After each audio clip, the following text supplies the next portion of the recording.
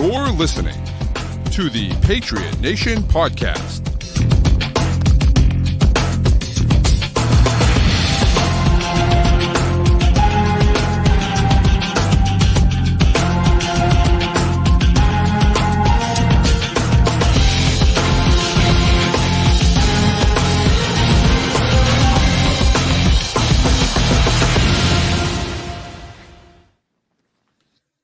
Right, welcome back to the Patriot Nation Podcast. It's your boy Pat Lane, as always, here with my beautiful co-host Matt St. Jean. And today we are joined by one of our favorite people in Patriots media, probably one of your favorite people in Patriots media, if we're being honest with everyone.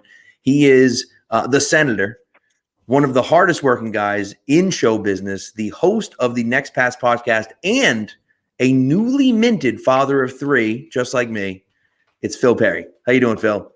I'm doing great. What an intro. That's going to be a lot for me to live up to, and I can't promise I'm going to be able to do that, but we're going to go ahead and try. I'm happy to be with you and the beautiful Matt. It's a lot of compliments from me right here. I might have to add that to my Twitter bio. You're a beaut. You're a beaut. I love it. Thank you very much.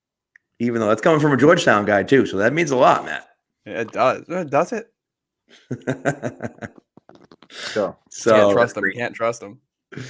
So the draft has been done. Phil, first of all, before we start, the job that you did over at Next Pats with, all of the leading up to the draft stuff, and then, just following through with all of the guys. You had Jim Nagy on this week. You hit on so many different guys. You got really deep into a lot of the prospects. And you do it every year, and you do a great job with it every year.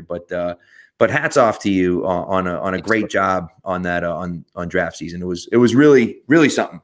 Thank you. Well, I appreciate it. It's a fun time of year. I really like doing all of the draft stuff that we do, and it's fun where obviously we comb through like a lot of people that do it now. And there's so many people that are doing so much good work when it comes to the draft, and the Patriots specifically on the draft. Number one, they are unlike any other team when it comes to studying their drafts, right? Because their drafts have been run by the same guy for over 20 years now. So it's fun to try to peg the trends and the changes, if there are changes at certain positions, or when it comes to strategy. And it is fun, like every once in a while, when you do a little bit of extra work on somebody and they end up taking that guy, right? So it was fun to, like, for instance, talk to Rob Ninkovich about, okay, we did this little series on Next Pats about what Bill likes at certain positions. And we talked to Dante Scarnecchia about tackles, and Ninkovich about edge defenders, and Devin McCourty about corners and safeties. And the one guy who fit the description that Ninkovich gave us on the edge to a T pretty much was Keon White. So that was kind of fun to kind of like dig into him further and understand why he'd be a good fit, and then to see him go to them at the second round, and to understand now after the fact that they actually liked him as a first round pick potentially. Like after listening to Ninkovich, that made some sense. So that sort of stuff, it doesn't happen every year, but when it does happen, that makes it a little bit more fun. Yeah, it's definitely cool. It's definitely cool. I'll tell you what, man, Scar episode, I went to back when I was a coach eons ago in 2010, I went to a coach's clinic, and Scar spoke at the coach's clinic, and I could sit there for hours and just listen to Scar talk. And it wouldn't even matter what it was about. I just listening to him speak is incredible. He's so charismatic. He's so like, it just sounds great. And so, it's always a good conversation with him, and you tend to have him on a few times a year, and I always love it. And so, and he gets down into the nitty gritty of what they're looking for. And, what is it? Smart. What is it? Smart, tough, and athletic enough, right? Like, that's right. It's just those things, and like, yeah, he's the best. And what's funny is that at that conference, he was saying that his dream had always been to be a high school history teacher and a high school football coach. And then, his path led him to the NFL as a football coach. But he's like, that was always the dream, was to be a teacher and a coach. And obviously he did that, but just at a higher level, And I feel like it gets said all the time, but the best coaches truly are teachers at their core. Yeah. And that's definitely what he is. I haven't seen him in person give a coach's clinic talk, but I have watched a couple that are online. And what's interesting about him is that he has a quality. He's very different from Bill, personality wise, in my opinion. But he does have a quality that Bill also has, which has helped make him a good coach, which is, to me, the fact that he can explain some of the football stuff that he explains to someone like me who does not have a background in it at all. Never coached, never played at a higher level than high school. And I've tried to learn what I can from talking to people like him and Ninkovich and McCourty and others, asking Bill as many questions as I have over the years. But he can explain things in such a simplified way that it resonates with you and you're able to absorb it. And so it makes sense that he was the great coach that he was, because I'm sure when he was in his meetings with players, it could have been 12-year veterans or rookies. The way he taught was very conducive to pretty quick learning, in my opinion. I want to segue this here while we're talking about the offensive line coach, because obviously some of the new offensive linemen, you got a chance to talk to the press this week. You got a new offensive line coach there in Adrian Clem with some pretty huge shoes to fill in for Dante Scarnecchia. Maybe not so much from last season, but what are kind of the early impressions on him and what the offensive line style is going to look like this year? Yeah, well, there's a couple things to that. I think the impression has been a good one that he's made on his players to this point. Calvin Anderson today was talking about how he coaches like a guy who played, and we've heard this about Gerard Mayo over the years too, which is he understands what I'm seeing when I'm out there. I think players appreciate that. Not every coach is able to do that. Bill Belichick has admitted that he's not able to do that a lot of times for guys because he just doesn't have that perspective that a former player has. So that's number one. Number two is he is, though he's a former player, he is also, I think, a pretty demanding guy.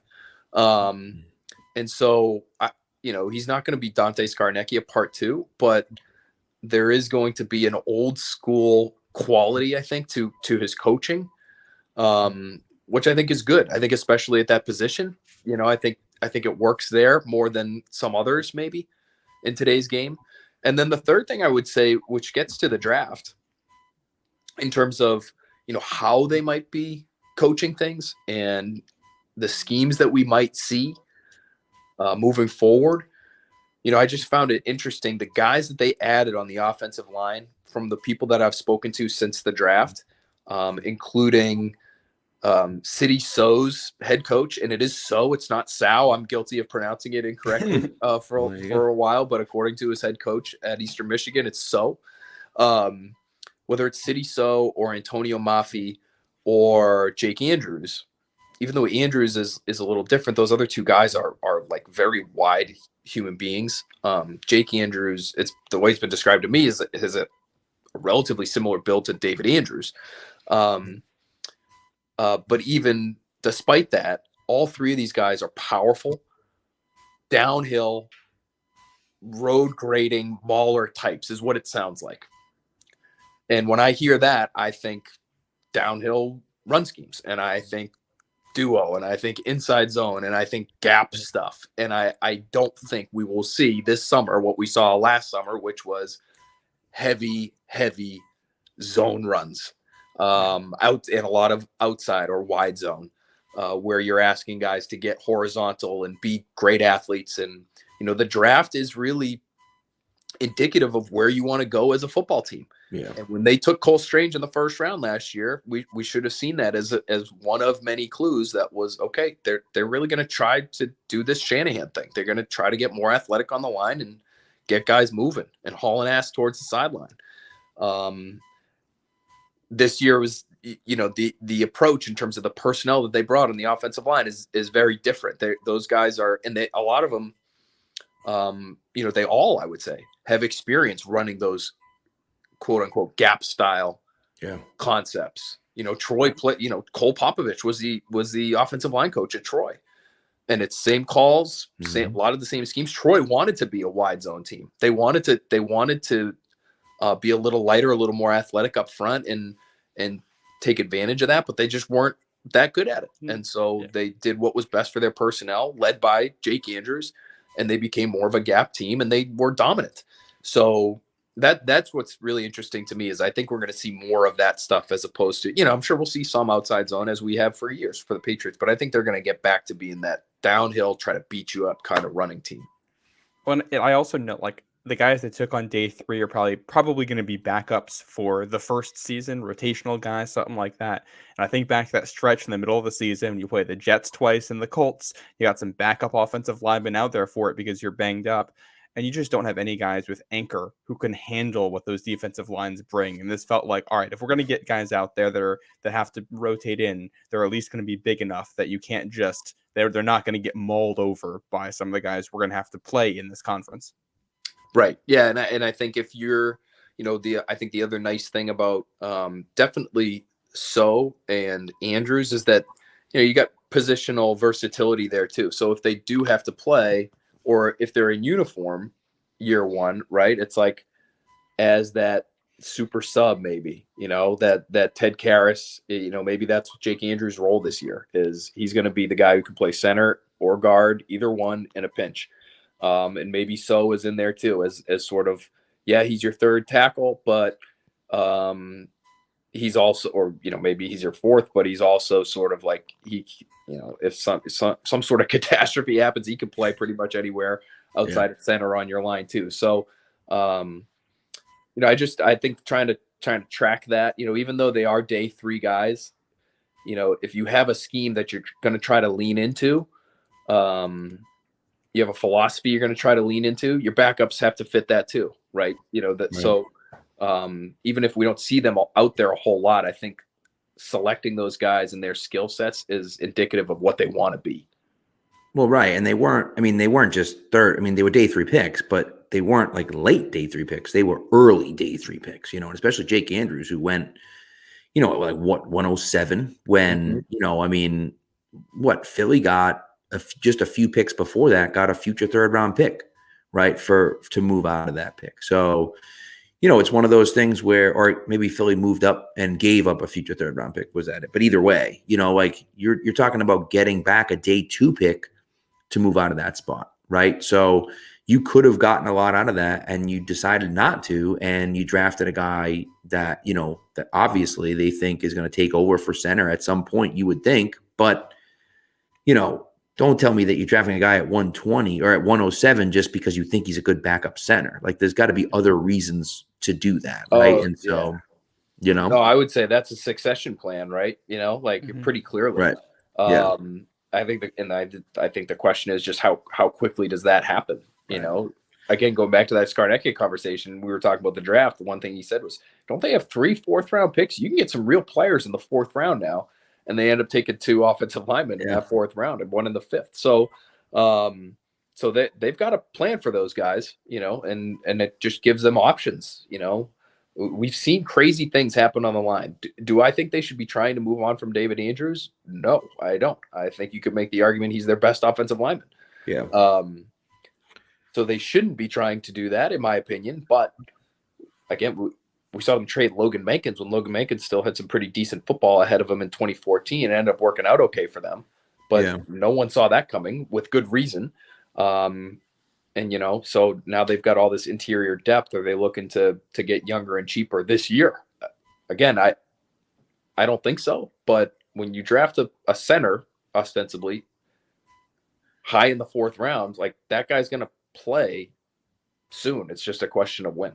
Yeah. Well, the other thing for me is that, there were questions last offseason about whether David Andrews is even coming back, right? So maybe Andrews himself is saying, you know what, this is probably my last year, or maybe I have 2 years left. And the Patriots say, well, let's play this year. Let's see how it goes. And then, maybe we decide to move on from you after next year. So it's hard to trade a guy who's such a leader in the locker room and is so close to your quarterback. But they could do it, and they've done it before, like you said. So, but I wonder, that was kind of my first thought, was like, David Andrews, I don't know how much longer he's going to want to play. Never mind, them deciding whether he sticks around or not. Yeah, that's interesting to me. And I know he missed, the season with the blood clots in the lungs a few years ago. To me, he just strikes me as someone that you're going to have to tear the jersey off of. Yeah. Based on his history and being an undrafted guy and just loving it as much as he does. But maybe that's part of the, the math there too for the Patriots is, hey, we're just not sure how long we're going to be able to have this guy. Let's just start planning now. It's too important a position for us not to have a succession plan for. And they really didn't, right? It was like, unless it was Cole Strange, who I know was, being looked at by some as a center when he came out of UT Chattanooga. It was like, God bless him, James Ferentz, but like that's not a plan for the future at that position. You know what I mean? Yeah. Thank God. Hey, I remember watching James Ferentz warm up a tackle late last season when I think Trent Brown was dealing with some sort of intestinal turmoil. God. That was the Bills game, right? Yeah. Was it the Bills game? And I'm pretty sure because in it was Foxborough, in prime right? time. Yeah, and I remember people being like, James Ferentz is going to start at tackle in a prime time game. What's going on here? It was looking like if Trent couldn't, get out to the field, it was looking like that might have been the case. Jeez. Honestly, it's like, even obviously these guys hopefully will play and like actually start and whatnot. But like just the fact that we get to move on theoretically from guys like James Ferentz, that makes it okay for me. You know what I mean? Like just, I feel like as much as I love James Ferentz as a guy, really nice guy, my son, whatever, doesn't matter. Really nice guy, obviously. But I'm all set with James Ferentz on the Patriots. How did you guys feel about them maybe not taking a pure tackle? Like City So might be able to play tackle, and again talk to his college coach about why it made sense for him to play guard, and they were an inside zone kind of downhill running team, and they just wanted their best lineman to be at guard, and so that's where they stuck him for the vast majority of his career. But how did you guys feel about that call? I was okay with it because I didn't love the tackles in this draft. I don't think it's worth just taking, like, if you don't have good tackles, taking a tackle you don't think will be very good doesn't change that. Yeah. So I was fine with it. And you take a guy who you think can be a good guard and might be a good tackle, you think you get more value there out of taking somebody who just might be a good tackle. So I like that. And I don't know what the plan is for the future at tackle, but they have a ton of cap space next year. And in theory, if things go well this year, you can bring guys back, run it back, and draft for the future next year and see what happens. There's enough flexibility going forward that I think you can band-aid the situation this year and figure out next year. Yeah. When Mike Lombardi said, actually, I might have been on your show, right? Where he said, if you have an area of need and you take a guy who's not good, you still have an area of need, right? Like, so, so if that was the situation and they looked at it and said, like, I like Blake Freeland. I thought he wasn't going to start this year, but I thought with a year of seasoning, maybe he could have started. I know you were super high on Matthew Bergeron, and I thought he could have been a pretty good player for them too. So like, it's interesting to kind of see. And I was like, oh, like it is surprising, but I felt like once you like hit Freeland and Bergeron, you like fell off a cliff. There was nothing else after that at tackle. So like, then you're just taking shots in the dark. So like, if you're high on Mafi and you're high on and you're, and maybe So can play tackle, like Matt said, like, shoot, go for it. And then, you can find guys out there. You can trade for players too. Like, there are guys, that's how they got Trent Brown. Right. What is it? 12 fifth-year options got picked up.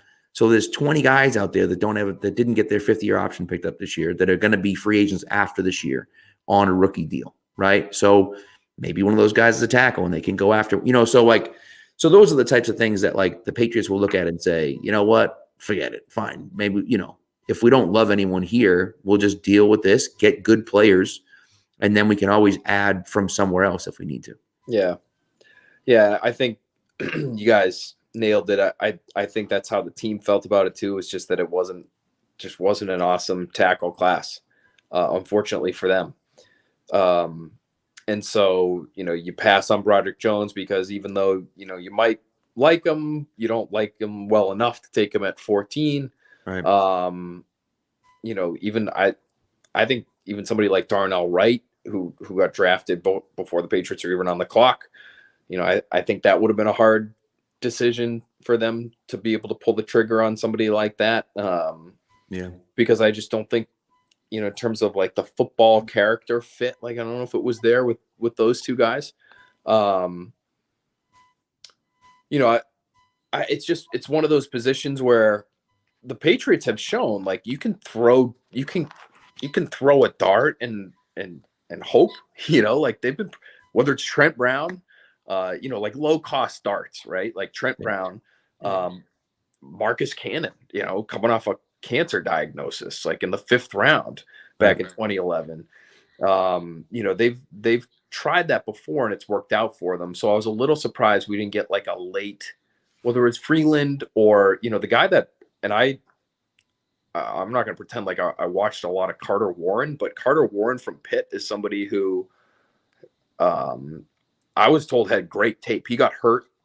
And so maybe that's part of the issue. I think he's an interesting, he would have been an interesting personality fit, is my understanding, as well for the Patriots. So maybe that was a little bit of a turnoff, but like just looks like he can play tackle in the league, talking to some offensive coaches. So I was a little surprised we didn't get one of those, just because I don't know who their right tackle is, or if Trent Brown plays right tackle, I don't know who their left tackle is. Like that would be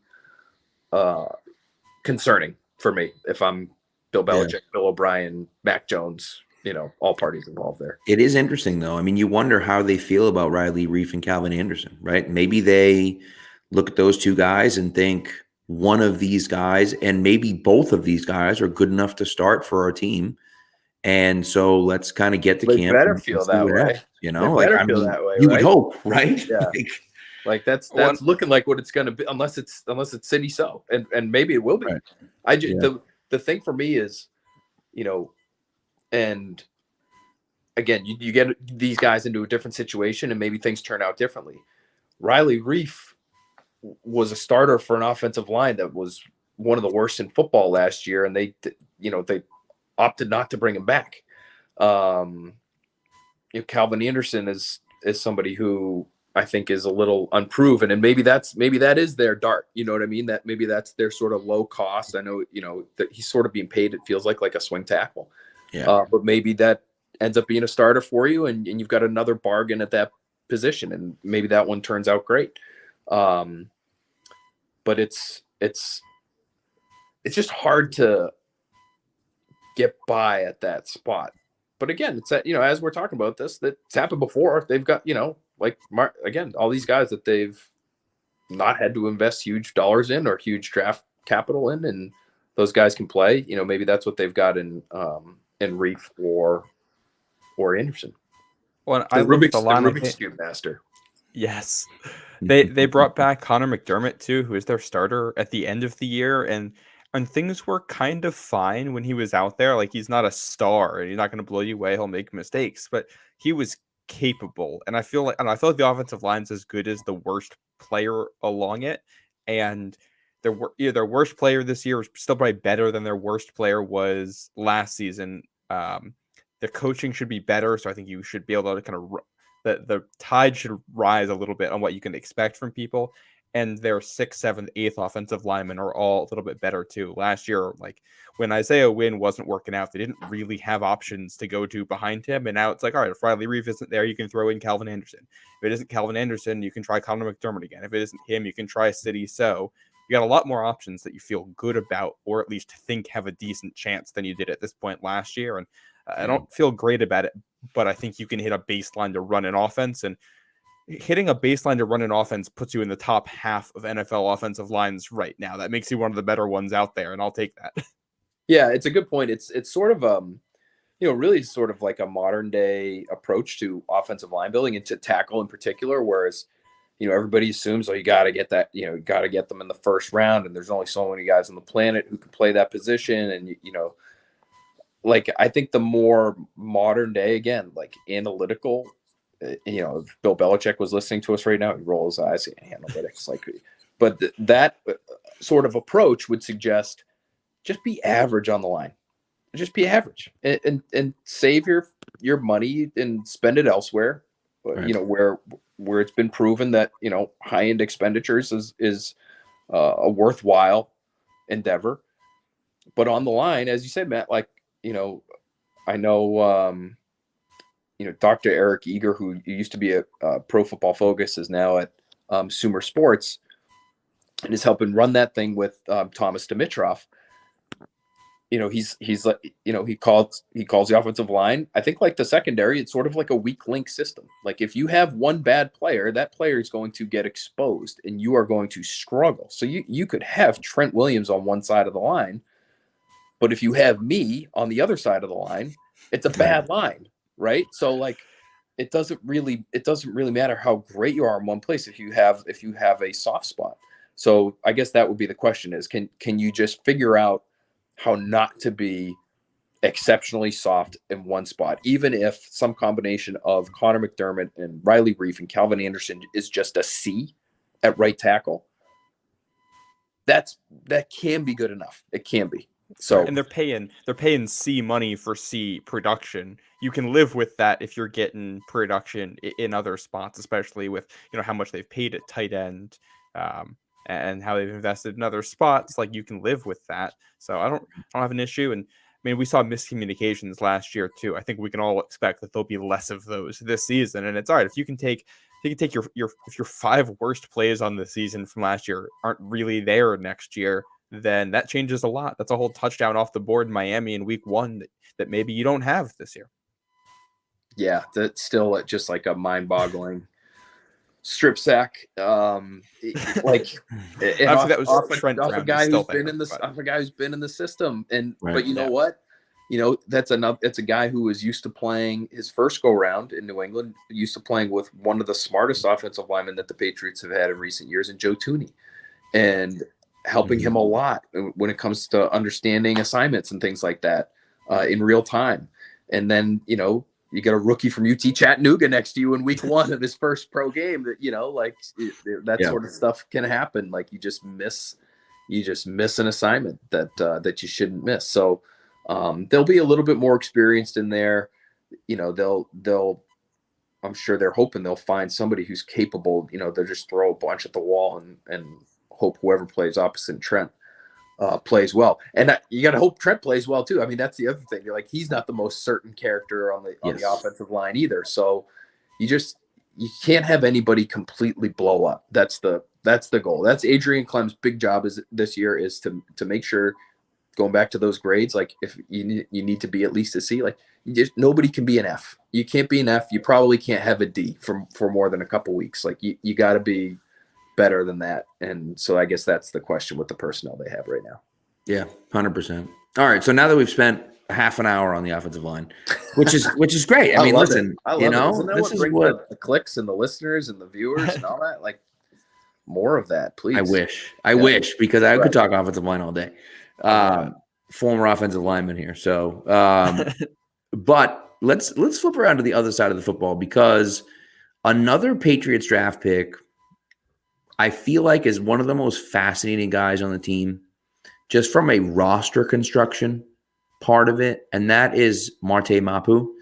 Now, of course, he is dealing with the injury, so I'm curious. Matt and I were talking before, like when is he going to be back from the injury? I guess is the number one question. But then, do you think he can play that will linebacker, that second linebacker role, which the Patriots have been trying to fill now for the last few years, right? I had said early in the offseason, like, I feel like they're trying to fill this spot. They've been trying to.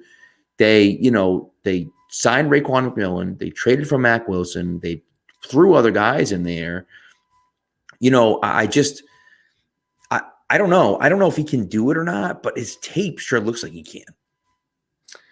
Yeah, 220, he's unlike most of the linebackers that Bill Belichick be willing to try. Second level, Mike or Will. But the guy can hit. I mean, if there's one thing we can say about his game that will translate from Big Sky to NFL is that he can hit. He's explosive. He's got some real pop in his pads, you know. I had Jim Nagy on the podcast recently, and he's telling me the story about how, you know, Mike Tomlin's on the field for every drill, and he's like he's around everybody all the time. It seems like he's in a million places at once. They take pictures of you know, they take hundreds of pictures of Senior Bowl practice every day, and Mike Tomlin seems to be in like 80% of them because he's just flying around the field, just watching everybody so closely, and he's watching 9-on-7 with Mike Tomlin. And Marte Mapu comes downhill and this clip that if you're a hardcore Patriots fan, you've probably seen it on Twitter already, where he blows up this fullback and hits the back of the backfield on what's supposed to be like a fullback lead kind of play, and he just blows it up all himself. And Tomlin looks at Jim Nagy, and his eyebrows like shoot to the sky. You know, it's like, wow. And for Tomlin, a guy we know values toughness and has seen some unbelievable battles in the AFC North, and like, if you're catching his attention with your physicality, like, I think that speaks volumes. That's a good sign. So even though he's smaller, like, I think that's probably his role. It's interesting to me, to your point, Pat, about like the overall roster construction, because I just look at that group of guys,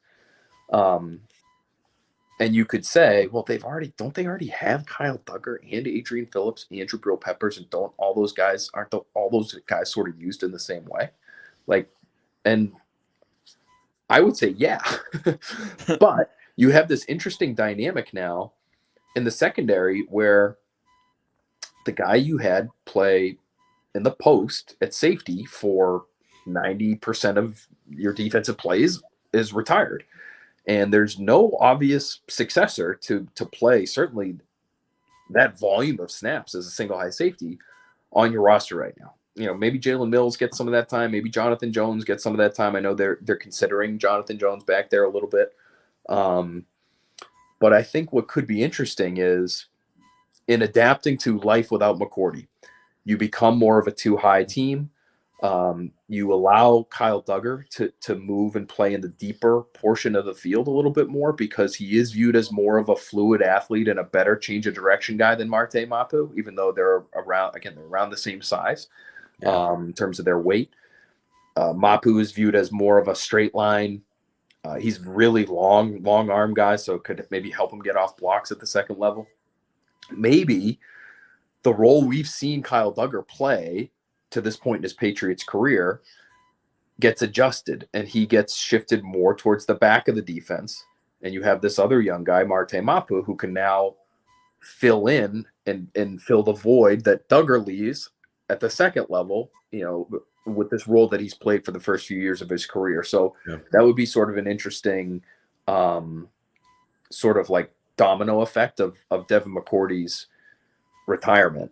You know, I love Duggar near the line of scrimmage. I think that's where he's been best, but he did play, like, he played as a free safety in college, and he's athletic enough to do it. So it'd be interesting if they felt like that was the move. And you're right about the injury. Like, I think he thinks he's coming back soon, but lower level competition, injury through, you know, that might limit him through training camp and preseason and all that. Like, that's not usually in New England. That's not usually a recipe for contributing at all in your first year. Sounds like a recipe for getting put on the pup and coming in mid-season and playing a lot of special teams and stuff like that. You mentioned him kind of filling Kyle Duggar's role. The guy who I was thinking of whose role he could fill was what Mac Wilson did last year, and obviously he's still on the roster. They brought him back, but as a guy who could play weak side linebacker in the passing situations, and you can bring him on blitzes, you can use him to QB spy, he can drop into coverage. Could you see Mapu doing stuff like that? Definitely. He just, to me, Mac Wilson, I know he wasn't really thrilled. I know he's back, but he wasn't really thrilled with his role last year because he didn't play that much. I mean, he just didn't. He wasn't out there. You know, Jelani Tavai and Jawan Bentley were like their guys, and all the power to him. I really didn't think linebacker was a problem for them last year. I know it has been, you know, like this sort of overarching issue for years now, as people look at their linebackers and they're like, how many 250-pound guys that can't run with running backs or tight ends like does Bill want to have on the field at one point in time? But I thought both of those guys actually played pretty well. I thought it was Jawan Bentley's best year. I thought Tavai was fine, even in coverage. Like he made some plays that helped them win games. I believe he tipped a pass in the Cardinals game that ended up getting picked off and Yes. helped lead to that win there. So, like, I could see him playing that role, no doubt. And he's smart. You know, I've talked to coaches that worked with him a lot this offseason. One coach who actually coached him at the Senior Bowl and was like, this kid, like, as soon as the Patriots drafted him, like, I get a text from this guy, damn, New England got my guy, you know, like, because he is exactly what football coaches, you know, like, would love because of the physicality, because he is smart, because he loves to hit, you know, like, I think he lasts to the third round because, you know, maybe the more analytical, like the front office types look at him and say, like, okay, like, he's 220 though. Can he hold up continuing to play like this? Right. You know, with this style, he's coming from the lower level competition, but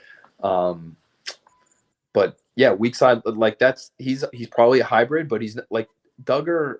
This is what Nagy told me. He's like, Duggar to me is like a true hybrid safety where you could feel good about him on the back end, but you also feel good about him as a strong safety and dropping into the box and playing that way occasionally. Whereas Mapu would be more of like the strong safety to will linebacker hybrid. Like he's just like kind of bump him up a level in terms of getting a little closer to the line. Similar to like Adrian Phillips almost, you know, like that's kind of seems like Phillips's role here so far, at least, you know. So the size thing is always interesting for me because, you know, first team all pro linebacker this year was Matt Milano. Matt Milano comes out of BC at 6 feet 223, right? Now, a little bit shorter than Mapu, obviously, but same size for the most part, right? So like there's a guy who developed because I tell you what, man, you know, a few years ago, people were like, this guy stinks and he can't play. And, you know, and he's developed. And, you know,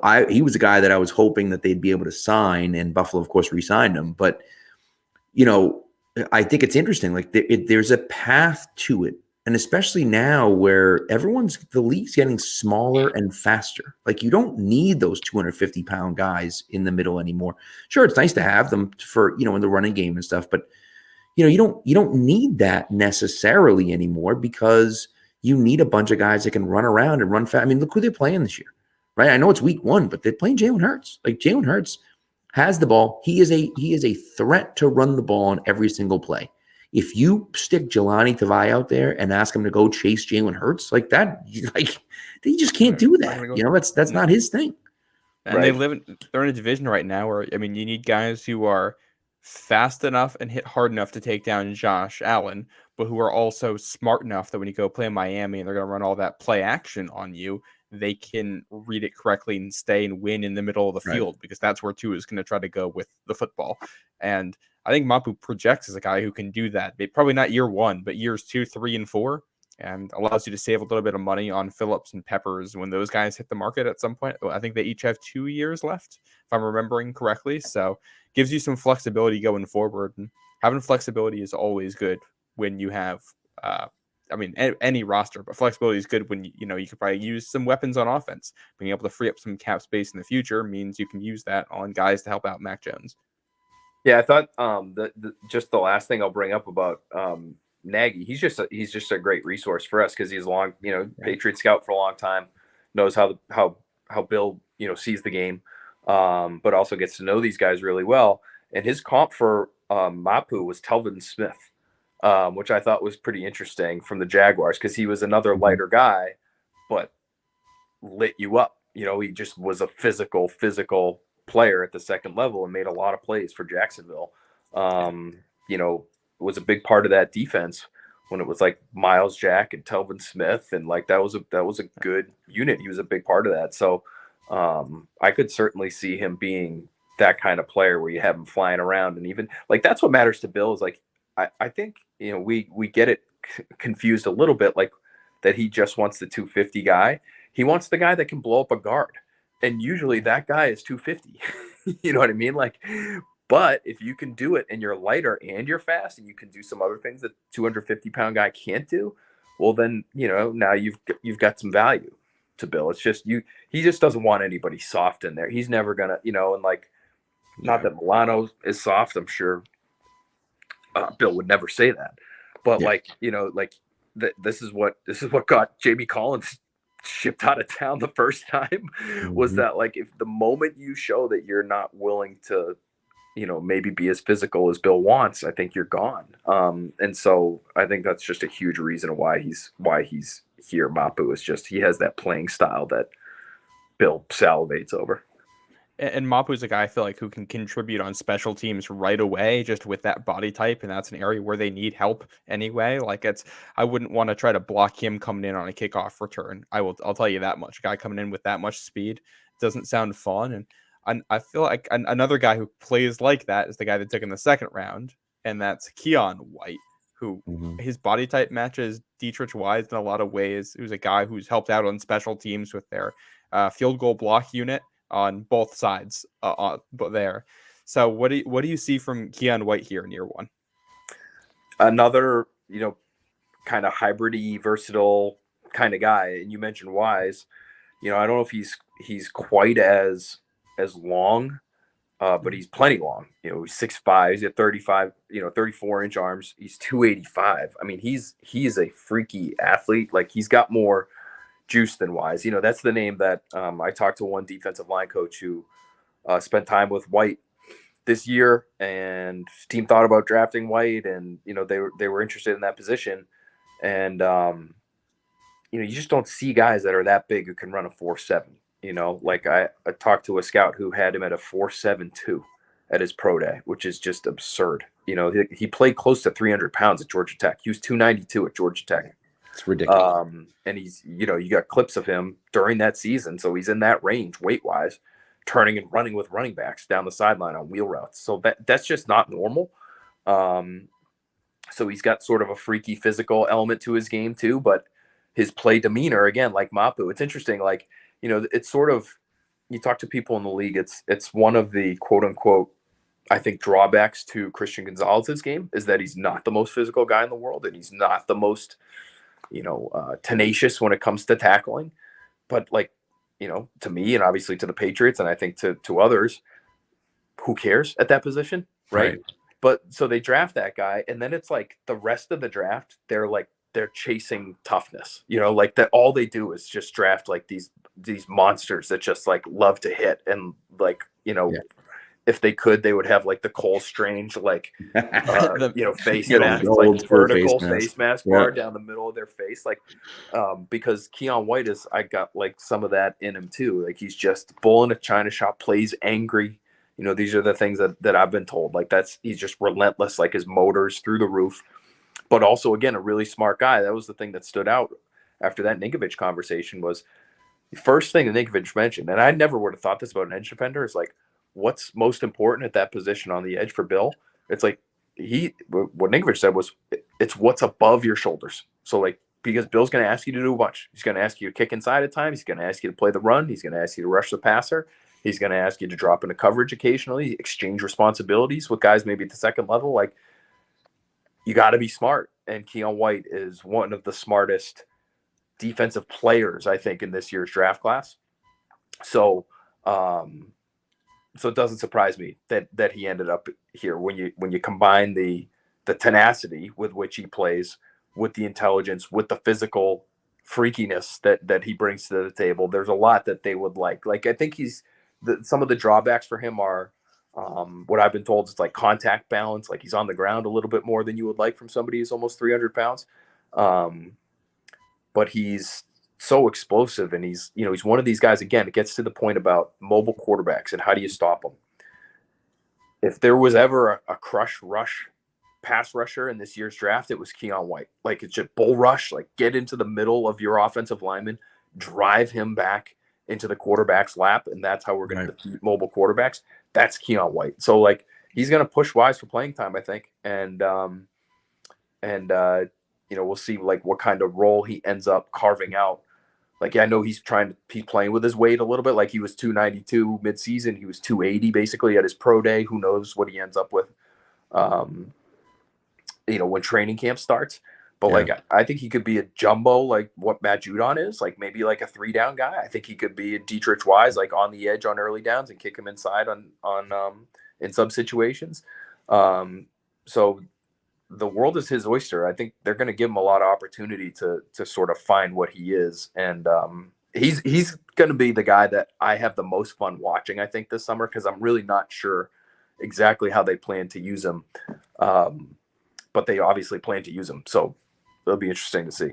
Yeah. The Patriots pick, and this is the guy that he reminded me the most of in terms of draft strategy, was a guy like Josh Uche. Obviously, very different player at the same position, almost on the edge there. But the Patriots aren't usually in a position to draft elite talent at edge or on the defensive line with where they pick. So in the second round, they're taking these guys who are twitched up athletes or freak athletes who have something else in their draft profile that's different. Uche was a guy who came into the sport later in life and was basically a designated pass rusher from when he first stepped on the field. And that's all he did, but he was good at it. You could even throw in Christian Barmore in the second round, a freak who still had question marks there. And now Keon White is a guy who switched to the defensive side of the ball late, just transferred up from Old Dominion to Georgia Tech. And he's got the athleticism and he's got the mentality. You don't know exactly what it's going to turn into, but I think continuously drafting those guys in the second round is a pretty good way to get pass rushing ability that they're not really able to access in the first 10, 15 picks of the first round consistently. Yeah, it's a good point. His demeanor is really interesting too. You know, I think he'll fit in great in New England where they value professionalism and taking things seriously. And but I think it might be for some teams the reason why they weren't willing to invest in him incredibly highly. Like, I think he's been taking his football playing as a job for multiple years now, and he takes it seriously enough, and he's a serious enough person where, you know, like where I was told was he just did not tolerate teammates like effing around, for lack of a better term, like college kids acting like college kids. Like he just wasn't having it, and it got combative at times, and it was like a turnoff for, I think, for teammates, you know, for teams maybe too, but clearly not for the Patriots. You know, like they've had some serious guys in there, and that's, you know, if you're a little bit more old school, which it sounds like he is, I think it's safe to say the Patriots are going to lean into that. Like, it's a place that's hard to play, where you have to take it seriously, where you're going to be coached hard, where that doesn't happen a lot in college football these days. And so I think like he's gonna check a lot of boxes for them that not many rookies immediately check. Like eventually you find out, okay, this guy is going to be, we thought he might be a character fit, and he is. Like, we've coached him hard and he hasn't gone in the tank. Like, I think they know right now that that Keon White will be okay on that front. I like it. All right, so now for the clickbait headlines. The Mac Jones weapons. Okay. Right. And we're already almost at 50 minutes here, so I don't want to spend too long on all of these positions, right? But wide receiver, tight end, running back, right? What is, I guess, who are the guys that you're looking at that you think have a chance to really make an impact that might change the way the offense is played this year as opposed to what happened last year? Well, I think the one weapon who could change, you know, obviously Bill O'Brien's going to change how they play and how the offense is structured and all that. But I think the one weapon who makes a tangible impact is Mike Gesicki. You know, what I've been told about him is, yes, he is bottom of the list when it comes to tight ends and their blocking. He is low level. Yeah. Willingness, ability, you know, it's just not there. You know, and it is what it is. Like, that's been his reputation for a while now. He probably should be better at it than he is, given his physical skill set. But that's him. What he does is he gets down the field, and he gets down the field quickly for somebody who plays that position. So if you're looking to get more explosive and you're looking to get more explosive in a way that really accentuates your quarterback's skill set in terms of working the middle of the field, being able to manipulate safeties, and then, accentuating a skill set in terms of his arm strength, which is, Mac Jones. I really don't think his arm is deficient. I know there are people who do believe that. Yeah. I talked to an offensive coordinator leading up to the Super Bowl who said he thinks Mac Jones is a better arm than Jalen Hurts. Which I think would surprise people. I think people think Jalen Hurts has a great arm when I don't think the league feels that way. But all that being said, like, I also don't think Mac Jones is. I know he's not Josh Allen. I know he's not, some of these other guys who have a cannon and can just drive it to the sideline whenever they want. So if you want to get more explosive, but with shorter throws, if that makes sense, like, not to get all Pythagorean theorem on you, but like the throw to the sideline, right now. the throw to the sideline is a long throw, right? Like, you Right. can throw it 20 yards down the field to the sideline, and it's actually a 27-yard throw. Whereas you could throw it 20 yards down the field, down the middle of the field, and it's a 20-yard throw. Right. You factor in the conditions, and like, there's a big difference there. So, that, I think, all those reasons are why, to me, Gesicki is really interesting. Again, you marry him up with Bill O'Brien, who's somebody who's obviously proven here in New England that he knows how to use two tight ends, and he knows how to get tight ends vertical. Like, the way it was described to me, this is a defensive coach who's coached against the Patriots plenty over the years, including when Bill O'Brien was there. Was here last, I should say. He said, like, listen, I'm not comparing anybody that's on the team now to anybody who was on that team in 2011 when they just carved up the league with two tight ends. Yeah. And Wes Welker at the height of his powers, right? Right. But he said, like, if you want to run the poor man's version of that offense, like, you're going to be able to do it. And you have a tight end in Hunter Henry who's going to work the short area of the field and run some of those Hernandez-y routes. You're going to have a slot in Juju who's going to run all your slot routes. And again, they're not running them at the same level, but you want to call up those plays. Who's going to run your like, you didn't have a guy who could run the vertical tight end stuff that Rob Gronkowski ran last year. Like, Jonnu Smith was a good athlete. He gave them zero down the field. I still maybe I should try to talk to somebody in Atlanta who would know better about this and see where he's at right now as far as this goes. It got to the point where I was like, does this guy have a vision problem? Like, he just could not track the football. Like, there was something about anything that was like more than 5 yards down the field, he just had a hard time. It felt like finding the ball.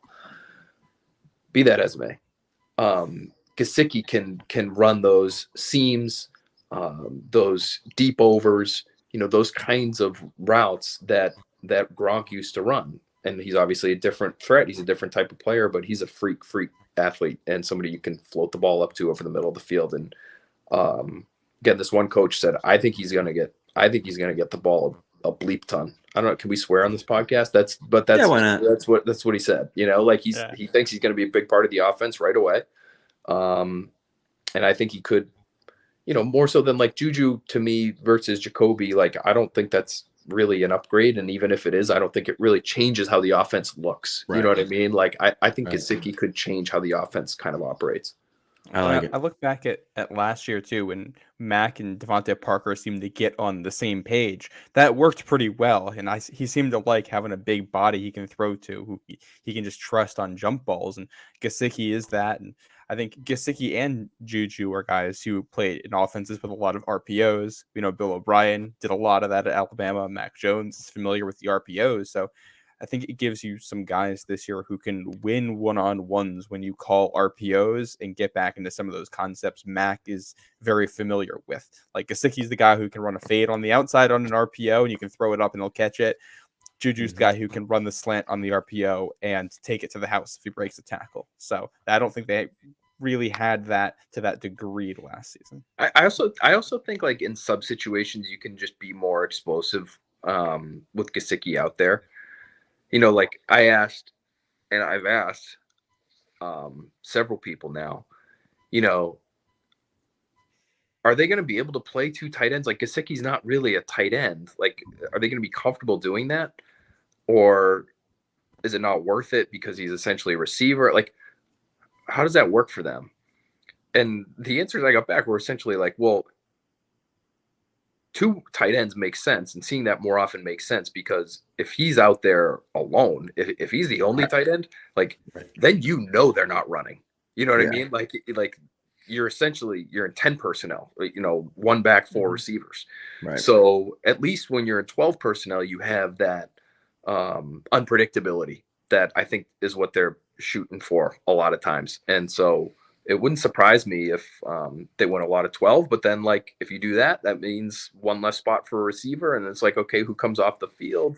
Do you end up looking to trade somebody because you're going to be a two tight end offense anyway? Like, gets into some of the same conversations we thought we were spending time on in an intelligent way when Johnny Smith came to the team. Right. It's fascinating, and then you factor in the fact that both of those guys are on 1-year deals. And, then you're like, well, what is their plan moving forward at tight end? Right. Cause I feel like Johnny Blumpkin ain't the answer. You know what I mean? So like, what a name though. It is. Amazing. That's very true. Yeah. So you never know. Yeah. Can we jump back over to the defense real quick? Wait, I have a quick question before we go. Before you do, my guy on the offense is Pierre Strong. I think Pierre Strong brings a level of speed and athleticism that they didn't have in that kind of running back receiver role. And I just think it's going to be interesting to watch him in his second year. I think he takes a leap this year, and he's a big part of the offense. And again, sub offense because Mondre is going to be on the field quite a bit, running the ball quite a bit. But I think that Strong as that kind of running back 2 option is going to give them something that they didn't really have a ton last year. We saw it a little bit. Right in that Arizona game, we saw a little bit of what he can do. I think that we'll see a lot more of that this year. As long as he can block, he should be out there a bunch, and this is sort of the path. We know, for these sub backs, James White's the perfect example. You get that redshirt year your first year, and then you get thrown into the mix. And I think James likes Pierre Strong. Again, it just comes down to, do they trust him in pass protection? I don't know how much of that he did at South Dakota State. I think he had 1 pass protection snap last year. It's not ideal. So, but how many did James White had like 4 snaps total, I feel like, his rookie year. So, what I mean? Like, so we'll see. He is so dynamic. He's such a good athlete that would be huge if they found their next sub back in this guy who runs a 4.3. That would be fun. Yeah. And that game in Buffalo last year, the play where Mack threw the pick on the pass intended for Aguilar down like the left sideline, if I'm remembering correctly, Strong was in on that play. I think they had pony personnel with 2 backs. I think that's what it was. And it looked like the play on the opposite side, it was called a route for Strong to get open. They had kind of a clear out type thing with Strong filling space on a vertical. And it's with that speed out of the backfield, I feel like that's an area where he could really be an asset and just stretching the field from that position. You don't usually get that, but he has the speed to do it. Yeah. Right. Yeah. Get vertical from the backfield. It's like, if you can do that, that's a huge, we've seen Ramondre Stevenson do it a couple of times. It's a huge stressor on the defense, and clear, like, they obviously value speed, right? So they want to get this guy on the field. They want Tyquan Thornton to make an impact. They want, to have somebody like Marcus Jones on the field occasionally to create an explosive play. Like they would love for Pierre Strong to work out. I'm sure of it. So I'm sure we'll see a lot of him this summer. Yeah. I'm very excited to see him.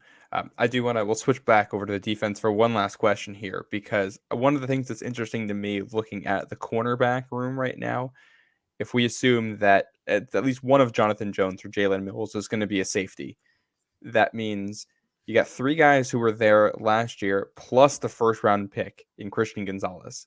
So when they go nickel and there's only 3 corners out there, who do you think the 3 corners are going to be, and who's the guy who's sitting on the bench then? That's a good question. Let me start off by saying, like, I'm not sure Jalen Mills is going to be here. I would just I don't feel confident in that. We know what all the reporting was earlier this offseason, where he was set to become a free agent, and then he wasn't, and then he came back, and I think he's got enough versatility that they liked him at a certain price point. I don't think he really impressed a lot of people in there about how he finished the season last year, and he was hurt. But it's like the word soft tissue is like such a four-letter word in that building. I think sometimes that Not great. as much time as he did with a soft tissue injury when they desperately needed corners, and you had Marcus Jones like on his feet for entire games because he wasn't just starting at corner, he was playing offense and returning kicks, and he's getting mossed by T. Higgins because he's the only guy they have like at the Right. that's tough. That's a tough look. So that I would just start out by saying that. But I think their three corners will be in nickel. This is a good question. It's tough. I think it's gonna.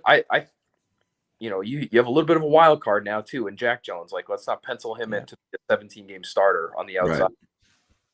But my guess would be it would be Christian Gonzalez, Jack Jones, and Jonathan Jones. Is my guess, and then injuries. You see more Marcus Jones, but like that leads to that interesting question, which I know Greg Bedard wrote about. But like, if those are their top three, and you got this tremendous athlete, Marcus Jones, is just sitting there like waiting for return opportunities, like, do you not figure out a way to get him on the field more and use him more on offense? Yeah, Right. it's and they think they want to do that, but I would love to see him out there on offense more. Yeah. Well, you go back to even just week 1 last season when these guys were rookies too. Like they were rotating them, and Jack Jones didn't start, but he would come in every 2 series or every 3 series or what it was. So, I mean, I think no matter what you do, there's going to be some version of that. And I think what's also interesting to me is, well, I think you kind of assume based on height that Marcus Jones is a slot corner for them, but he played on the outside in college, and he played on the outside for them last year. And obviously, height is an issue, but when they're playing Miami, he can be an outside corner against them. You're not worried about that. Depending on opponent, he can absolutely be a starting outside corner with his athleticism. It's just, is he better than the other guys you can put out there? And I think I can't wait to see that camp battle, because it also depends on Christian Gonzalez being that guy right away. Sometimes corners do take some time. Yeah, I know they view Marcus as having versatility, so they don't view him as a slot only. Just like they don't view Jonathan Jones necessarily as a slot only. Like, is it his best spot? Yeah. But they can play him outside. They obviously did a lot last year, almost out of necessity. I would also say it's like, again, it's like that offensive line conversation, to bring it back to the sexiest topic of the night for us. It's a weak link system. You're going to need, injuries happen. You need depth there. So you need 4 guys who can play. You probably need 5 just to make sure that you feel good about all your matchups. So like, it's a good problem to have, that the fact that they have to do and saying, "Oh, is Marcus going to be in our top 3 or Jack, or do we are we deep enough where we can play John at safety?" Like, that's all those are all good problems and good questions to be asking if you're Gerard Mayo, Steve Belichick, Bill Belichick. Yeah. Jalen Mills ended last year injured. Jack Jones ended the year suspended. Jonathan Jones is a guy who's had injury concerns. So I think having as much depth there as you can with those guys in particular there. And even you go back to the offense, Hunter Henry has never been the pinnacle of health. Devontae Parker has never been the pinnacle of health. The more depth you can have at those spots, the better. It's a war of attrition out there. No doubt. Absolutely. All right. So wait, hold on. We got thanks Phil here from Bill Belichick. I don't know if that's the real Bill Belichick. Well, or not, Bill but you never know. coming into the chat. So and then we got Phil's the GOAT here from Bader, which I agree. I have one more thing for you, Phil. And it's just like 10 seconds. Here we go. But I saw this and I'm like, we have to do it. So it's a normal segment that we do. Didn't tell Matt I was doing this, but here we go. And now for something we think you'll really like. This Week in Sports History. So we usually do a moment from This Week in Sports History, and I saw this and I'm like, oh, Phil's on the show. We have to do this week. And that is because on May 19th, 1935, the NFL officially adopted an annual college draft to begin the following year in 1936. Wow. There you go. There's your moment from this week in sports history, back all the way back to 1930, making the decision Wow. to have a call. Pat, did you think I was going to come unprepared? Do you think I did don't not. have one? Of course, you have one. Apparently, on this day in 1897, New York Giants third baseman Bill Joyce became the last player in baseball to hit 4 triples in a game.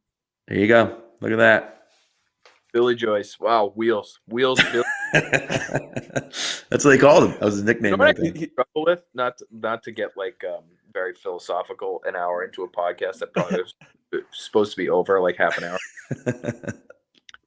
One thing I do struggle with, as much as I love the draft, it is like such a decidedly un-American like idea.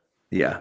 Where you're just going to tell these people where they're becoming professional. You're going to tell them where to go. So very interesting to me that like on the eve of World War II, that the NFL decided like this is a good idea. Let's just like tell these guys where they need to go, like it or not. This is what's happening. And to contrast like European soccer where it's a free-for-all, you just throw money at players and you follow that. Like it's totally the opposite. It is really funny. Here's what we do, okay? My producer at NBC Sports, Dave Cherubin, who's a huge soccer fan, will love that we're talking about this. we somehow, okay, we create a minor league for the NFL that's like we're doing relegation. Yes. So we've got the XFL, we've got the AFL, we've got work the USFL. We have the USFL. The USFL, sure. Arena League, AF2 used to be a thing. Bring them all back and work relegation into the mix here to avoid tanking. Yep. Right. And change the game that way and become more like European soccer that way. Because like you can't right now, the way it's built, you can't not have the draft, but you're kind of screwing. I know. You're kind of screwing these kids. The only problem with relegation, right, is if an NFL team too awesome got kicked out, it would be awesome. But if an NFL team got kicked out of the NFL and went to the XFL, right, they would win 642-0 in every game. Well, yeah, you know what I mean. Like, that's the only problem. Like it's not. You know what I mean? Yeah. See, the area where I feel like this has always made sense. I don't know who's the worst team in the league this year. The Texans, probably. I mean, I guess theoretically the Bears, but really it was the Texans. Yeah. Yeah, you're right. They would they would crush any XFL team.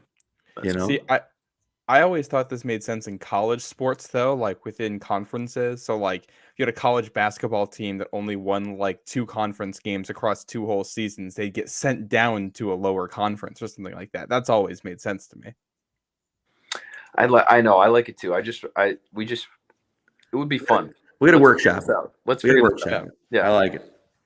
Well, it's too late, and I was gonna say it's a little too many words late to be able to figure this out now. It's a little complicated, but we'll get a handle on this eventually. I like it. I like it. Well, Phil, before you go, just tell everyone. I mean, Jesus Christ, if you're listening to this podcast and you are not listening to Phil's podcast or watching Phil on TV, I don't know what the hell's wrong with you.